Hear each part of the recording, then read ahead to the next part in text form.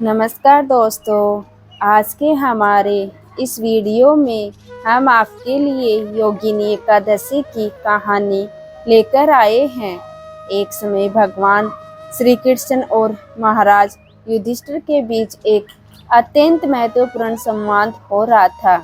महाराज युधिष्ठिर ने श्री कृष्ण से पूछा, हे मधुसूदन, मुझे ज्येष्ठ मास की शुक्ल पक्ष में आने वाली निर्जला एकादशी के विषय में बताया है।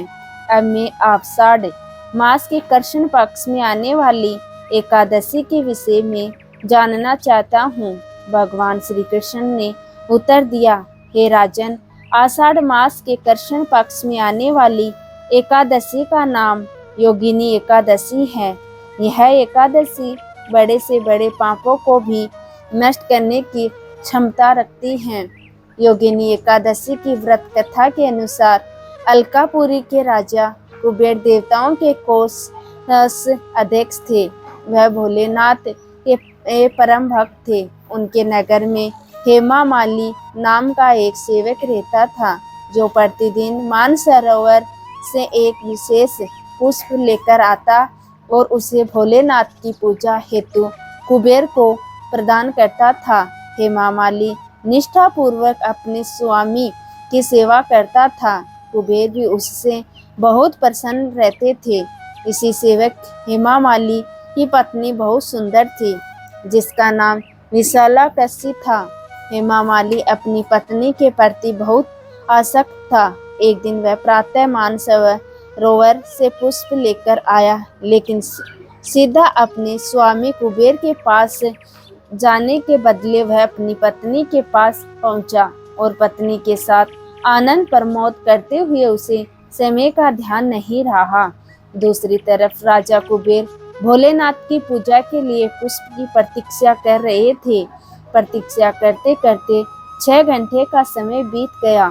बिना पुष्प पूजा न होने के कारण कुबेर क्रोधित हो गए और उसी क्षण उन्होंने सिपाही को हेमा माली का पता लगाने भेजा। हेमा माली के घर जाकर सिपाहियों ने देखा कि वो अपनी पत्नी के साथ रमण कर रहा है। सिपाहियों ने यह सूचना तुरंत जाकर राजा कुबेर को दी। फिर क्या था, राजा कुबेर के सारे बांध टूट गए। दूसरी तरफ जब हेमा माली को समय का अनुमान हुआ तो अपनी भूल का प्रायश्चित करने के लिए वो राजा कुबेर के पास पहुंच गया। वो भय से कांप रहा था। हाथ जोड़कर कुबेर के समक्ष वो खड़ा हो गया और क्षमा याचना करने लगा। लेकिन कुबेर अत्यंत रोष में बोले, हे मूर्ख, तू महापापी है। अपनी पति के प्रति आसक्ति के कारण आज तुमने मेरे आराध्य देव भोलेनाथ के प्रति अपराध किया है।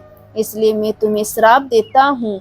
इसी क्षण तुम्हारा पतन हो जाए, तुम्हारा संपूर्ण शरीर कोढ़ से ग्रस्त हो जाए, तुम पृथ्वी पर अपने कर्मों की सजा भुगतो और अपनी पत्नी से सदा सर्वदा के लिए दूर हो जाओ।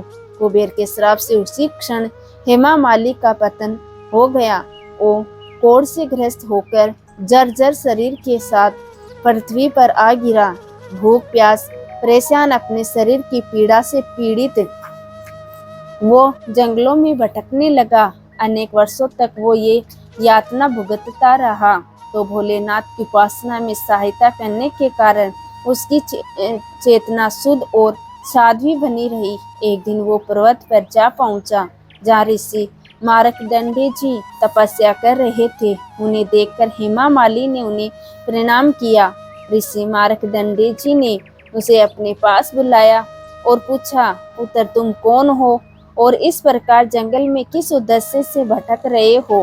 हेमा माली ने अपने जीवन की सारी पीड़ा ऋषि मार्कंडेय जी को सुना दी और अंत में हाथ जोड़कर बोले, हे ऋषिवर, मेरे कुछ पुण्य कर्म थे जिनके कारण मुझे आपके दर्शन प्राप्त हुए हैं। कृपया आप मुझे इस पाप से मुक्त होने का मार्ग दिखाइए। हेमा माली की प्रार्थना सुन ऋषि मार्कंडेय जी बोले, आने वाले आषाढ़ मास की कृष्ण पक्ष में योगिनी एकादशी आएगी। तुम्हें इस एकादशी का श्रद्धा पूर्वक पालन करना होगा, जिसके प्रभाव से तुम सभी पापों से मुक्त हो जाओगे।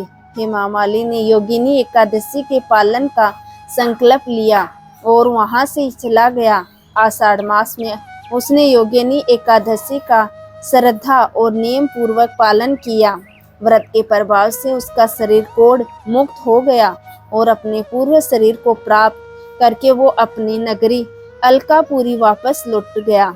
आगे भगवान श्री कृष्ण कहते हैं, हे धर्मराज युधिष्ठिर, जो व्यक्ति योगिनी एकादशी के व्रत का पालन करता है उसे 88,000 ब्राह्मणों को भोजन कराने का पुण्य फल प्राप्त होता है।